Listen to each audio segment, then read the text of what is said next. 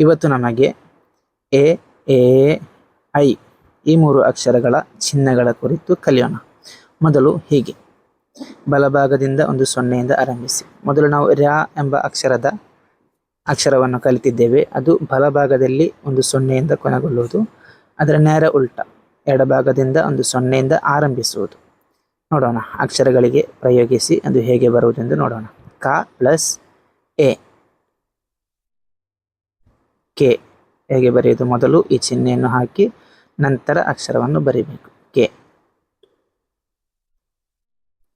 ಇನ್ನು ಎ ಎಂಬುದರ ಚಿಹ್ನೆ ಮೇಲಿನಿಂದ ಒಂದು ಸೊನ್ನೆಯಿಂದ ಆರಂಭಿಸಿ ಕೆಳಗೆ ಬಂದು ಒಂದು ಸೊನ್ನೆಯಿಂದ ಕೊನೆಗೊಳಿಸುವುದು. ನೋಡಿ, ಹೀಗೆ ಕೆಳಗೆ ಬಂದು ಒಂದು ಸೊನ್ನೆಯಿಂದ ಕೊನೆಗೊಳಿಸುವುದು. ಅಕ್ಷರಕ್ಕೆ ಪ್ರಯೋಗಿಸಿ ನೋಡೋಣ. ಕ ಪ್ಲಸ್ ಎ, ಕೆ. ಮೊದಲು ಈ ಚಿಹ್ನೆಯನ್ನು ಬರೆದು ನಂತರ ಅಕ್ಷರ. ಈ ಕೇರಳ ಎಂದು ಬರೆಯಲು ಉಪಯೋಗಿಸುವ ಅದೇ ರೀತಿ ಕೇರಳ. ನೋಡಿ, ಏನು ಐ. ಐ ಎಂಬುದು ಆ ಅಕ್ಷರದಲ್ಲೇ ಅದರ ಚಿಹ್ನೆ ಇದೆ. ಎ ಎಂದು ಬರೆಯಲು ಉಪಯೋಗಿಸುವ ಆ ಚಿಹ್ನೆ, ಅದನ್ನು 2 ಸರಿ ಅಕ್ಷರದ ಮುಂಚೆ ಹಾಕಬೇಕು.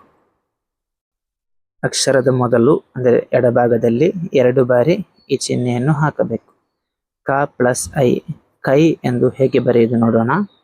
ಕ ಪ್ಲಸ್ ಐ ಸಮ, ಮೊದಲು 2 ಚಿಹ್ನೆಯನ್ನು ಹಾಕಬೇಕು, ನಂತರ ಅಕ್ಷರವನ್ನು ಬರಿಬೇಕು. ಇಲ್ಲಿ ಕ ಎಂದು ಬರೆದಿದ್ದೇನೆ. ಕೈ ಎಂಬ ಅಕ್ಷರ ನಮಗೆ ಸಿಗುತ್ತದೆ.